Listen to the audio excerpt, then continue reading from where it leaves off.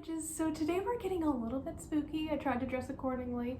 But today we're going to be talking about what you should do if you believe you have a negative entity or spirit in your house and you want to get rid of it. Now, admittedly, I am a huge paranormal fan. Like any type of ghost hunting show, like I'm there. Sort of a believer, I guess. I used to live in a house with a ghost dog and like a guy who lived in the basement, and the dog was perfectly fine. And like I saw it, my friend saw it, my mom saw it, like we all kind of saw it.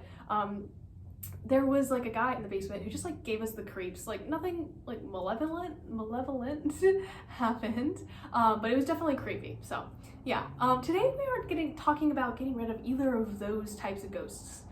Because those are usually just fine. They can be reasoned with, and in the case with the guy in the basement, I simply just asked him to leave us alone while we were trying to do our laundry, and he was pretty cool about it, you know, and I know that sounds like I'm glossing over this a lot, but, you know, he was there, I talked to him and was like, hey, you're creeping us out, we're just trying to do our laundry, we'll leave you alone, if you leave us alone down here, you know, we understand the basement's your space, we gotta do our laundry though, so. But anyways, I'm not talking about like, I'm not talking about like that kind of spirit. I'm talking about really negative entities that are directly causing you harm. So if you believe you have a negative spirit like this in your house, which happens, it just happens, I recommend you do the following things. So step one is to start with a basic house cleansing. I really recommend cleansing with smoke cleansing with rosemary. It's a great herb for getting rid of any sort of negative energy.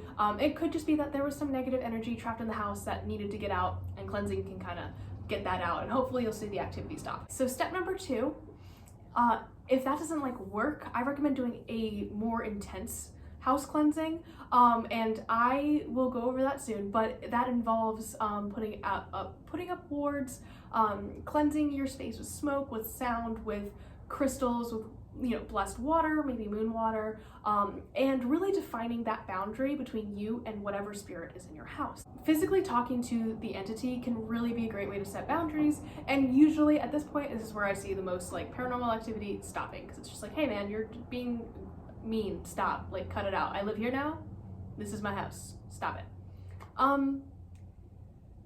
Now, if the activity gets worse, I recommend using a blend of sage, rosemary, and cedar, or any herbs that are commonly used in banishing in your tradition. And there are tons of different practices for this, so be sure to do all your research.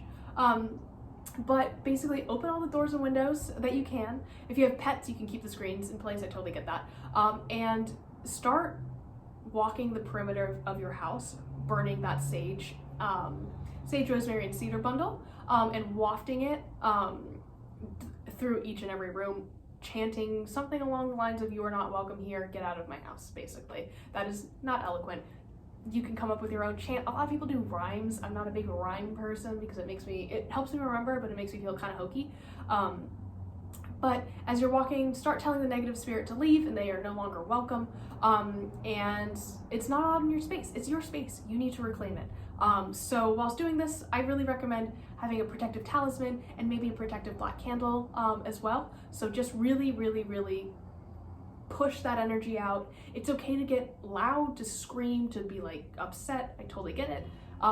So just, that's gonna be probably the easiest way to get something out of your house, right? So just being forceful and reclaiming your space, and using herbs and crystals and other things like that to really just push out any sort of lasting negative energy. And then after that, you're going to close all of the windows. Once you feel the energy is left, close all the windows.